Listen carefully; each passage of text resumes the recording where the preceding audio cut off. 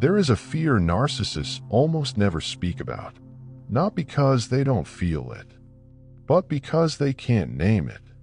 It's not the fear of being exposed, not the fear of being confronted, not even the fear of being abandoned.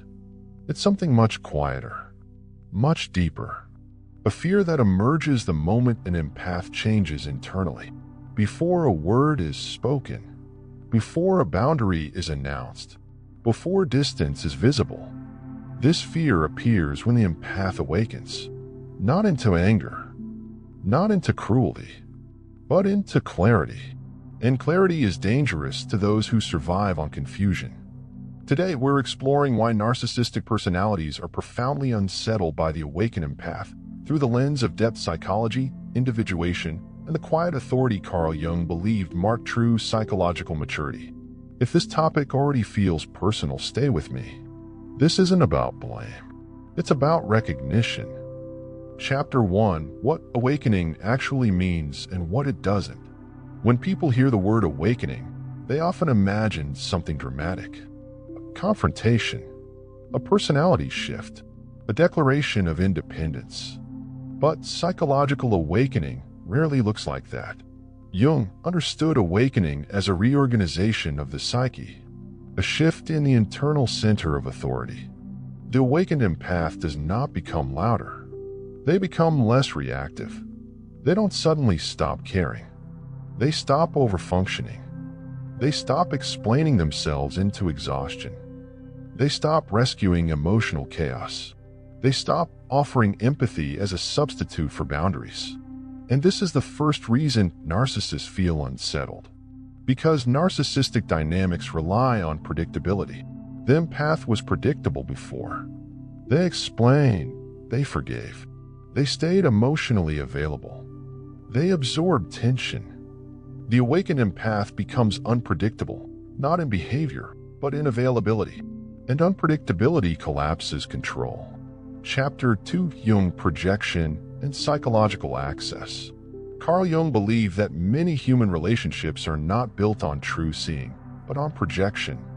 Projection is when we place parts of ourselves, needs, wounds, ideals, onto another person. In narcissistic empath dynamics, this process is intense. The narcissistic personality unconsciously projects their unmet need for regulation, their desire for admiration, their disowned vulnerability. The empath unconsciously receives these projections, not because they are weak, but because they are emotionally receptive. This creates psychological access. The narcissist feels, I can enter this person's inner world. But when the empath awakens, something changes. They begin withdrawing projection. They stop internalizing what does not belong to them. And suddenly, the narcissist experiences something deeply destabilizing: the loss of psychic access. No reaction to provoke. No emotional mirror to feed from. No confusion to exploit. To the narcissistic psyche, this feels like falling into a vacuum. And if this kind of calm, psychological depth resonates with you, gently like the video, and tell us in the comments what your thoughts are. Chapter 3: Why the awakened empath feels different without doing anything. One of the most confusing moments for empaths is this: you didn't say anything different, but everything changed. This is because awakening is energetic before it is behavioral. Jung believed the psyche communicates long before words do. The awakened empath responds more slowly, pauses instead of rushing to repair, allows silence to exist, stops filling emotional gaps. This creates presence. And presence is terrifying to narcissistic structures. Why? Because narcissistic dynamics survive through movement, emotional escalation, drama, urgency, reaction. Presence interrupts the cycle. The awakened empath doesn't withdraw to punish. They withdraw to self-regulate. And self-regulation in one person exposes dysregulation in the other. Chapter 4: The Narcissistic Fear of Inner Emptiness. Jung never framed narcissism as evil. He saw it as a defense against an unbearable inner state. At the core of narcissistic psychology is emptiness, not literal nothingness, but the absence of a stable inner self. This is why narcissistic personalities rely on external validation, attention, emotional stimulation, reflected identity. Empaths unknowingly provide this through attunement, but when the empath awakens, that attunement shifts inward, and the narcissist is left alone with themselves. This is not loneliness. It is exposure. The awakened empath does not attack the narcissist. They simply stop buffering the narcissist from their own inner experience. And that is the fear. Chapter 5: Why Anger Doesn't Scare Narcissists, but Calm Does. This may surprise you.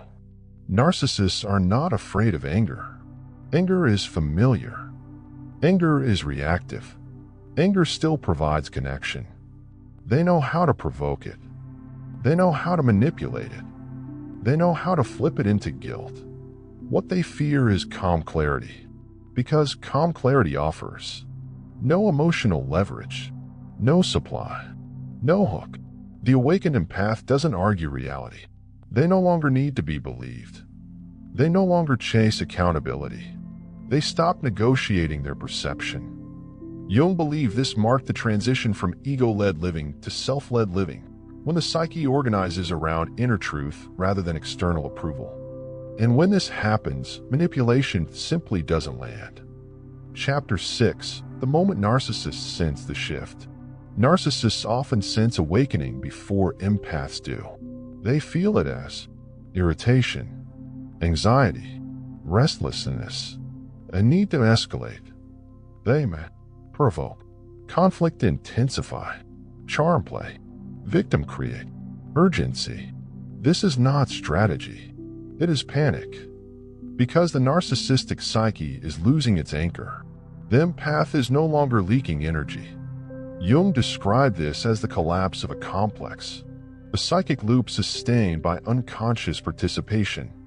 Once participation ends, the loop weakens, and narcissists feel this weakening as existential threat. Chapter 7: Why the Awakened Empath Does Not Seek Revenge. One of the most misunderstood aspects of awakening is this: the empath doesn't want revenge, not because they are morally superior, but because revenge still binds energy to the other person. The awakened empath has integrated their shadow. Their anger no longer needs expression through destruction. It becomes discernment. Jung warned that unintegrated anger controls from below. Integrated anger protects from within. This is why the awakened empath leaves quietly, stops explaining, disengages without drama, not out of coldness, out of completion. And completion is the one thing narcissists cannot manipulate. Chapter 8: The Fear of Irrelevance. There is something worse than abandonment to a narcissistic psyche. It is irrelevance. Abandonment still implies importance. Relevance implies impact. Irrelevance means you no longer organize your world around me.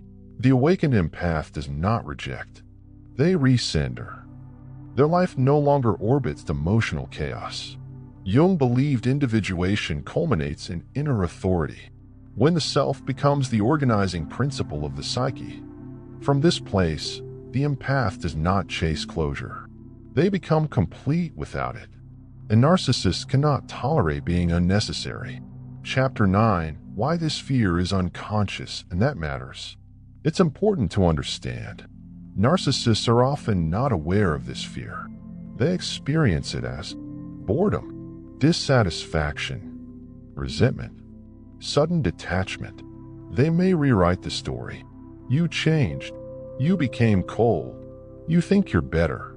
Jung would call this defensive projection. The narcissist projects discomfort outward rather than confronting the inner void.